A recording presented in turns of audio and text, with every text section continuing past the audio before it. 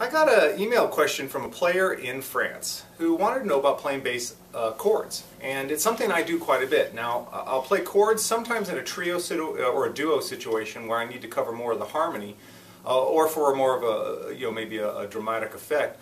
But I really use chords when practicing and when teaching. I like to use loopers, and I'll play a progression or sometimes just a single chord. And then I can play scales and arpeggios against it and really hear the effect of the single note against the harmony of the chord, which I think is invaluable. So I'm going to show you some basic chords today, and if you want the support materials, go to mtdkingston.com, go to the zone, which you can see in the menu, and then go to bass lessons. And in the right column under written materials, you're going to see a bass chord chart. And it'll show you these 4 chords that I'm going to show you today. Anyway, the first chord, let's just do everything centered off the E, on the 12th fret of the E string. The first chord is the E major 7 chord. Now, what I like to do is I like to put the root, of course, is the E, and I'll play it with my index finger, and I'll play the major 7th with my middle finger, and then I'll tuck right behind it and play the major 3rd, but it's actually in the 10th, as a 10th interval, with my ring finger. And if you strike all 3 notes, you get a major 7 chord. Now, one thing I do, and I didn't do it yet, but I like to favor the back pickup because it gives me more of a clear, tight tone where sometimes the bass chords sound a little muddy with the neck pickup. So by just rolling in a little bit more of the bridge, you get a little more definition. Now, some people ask me why I don't put the 3rd down here and I put it up here. Well, on the bass, when you have the heavier strings and you play a major 3rd interval, it's really muddy and not very well defined. If I move that 3rd up to the 10th, you can hear there's a lot more separation, and I can hear a lot more of the quality of the harmony. So a major 7 arpeggio with the root on the E string looks like that. Now let's say my root's the A here, and it's on the 12th fret of the A string. I can change the fingering, and because the strings are a little thinner and there's a little more inherent definition, I can put the 3rd in the major 3rd interval position right there, and then just put the major 7th there. So it's 12th fret, 11th fret, 13th fret.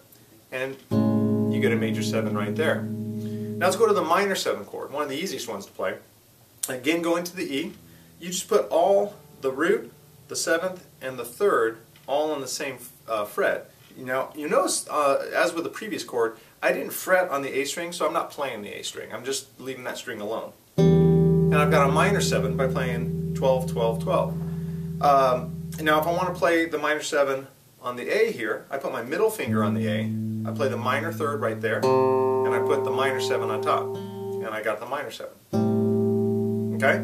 Quickly going on to the dominant 7th chord, flip the root on the 12th fret E, 12th fret D is my minor 7, and then I put a major 3rd on top, and I've got a dominant chord.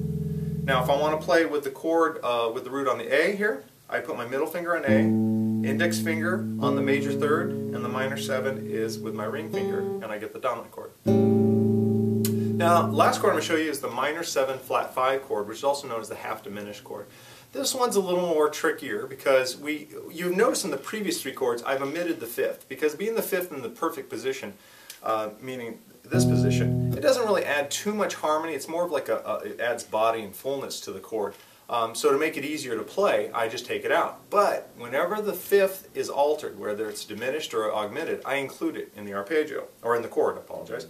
One of my favorite fingerings that's easier for me to play is I'll play it like I'm playing a minor 7, and then I squeak my pinky into the flat 5 position. So that's one. Now I've known a lot of players who prefer to bar, just put your index finger all the way across the 12 frets, and then put your middle finger on the flat 5. That's a little harder for me.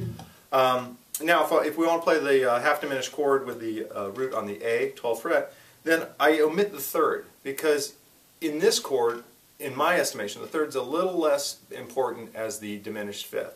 So I play root, diminished 5th, and minor 7. And I get the quality sound of it. So, I've shown you these chords on the E and the A string, but they can slide up and down easily. And you don't really need, you don't adjust the chord. Let's go back to the major 7. If I play E major 7, I play G major 7, A major 7. Alright, if I go up here and I play C dominant, go down to B flat dominant, go up to E flat dominant. Alright, so you can move them around and it's quite simple. The last thing I want to deal with, and I know this lesson's going a little beyond my 2-minute title, but I think it's important, is what can you do rhythmically with your right hand? When I have a chord, a lot of times I'll either play all the notes at once, and I'll use my thumb, index, and middle finger, and I just grab the 3 strings and pinch them. Or I'll kind of use it more of like an acoustic guitar approach where I'll arpeggiate them. And there's a billion patterns you can do there. Sometimes I'll strum, the old Stanley Clarke fingertip strum if I want a really dramatic and powerful sound.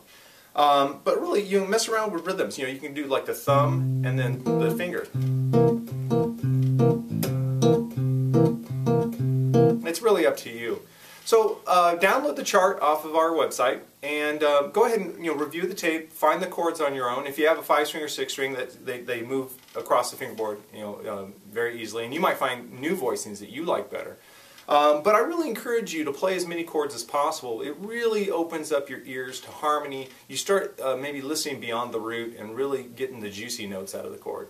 Alright, well listen, that was a great question from my friend in France, and I hope he sends more. Alright, and if you want to send me a question, just email me at dalet@dannyBgoods.com. Thanks.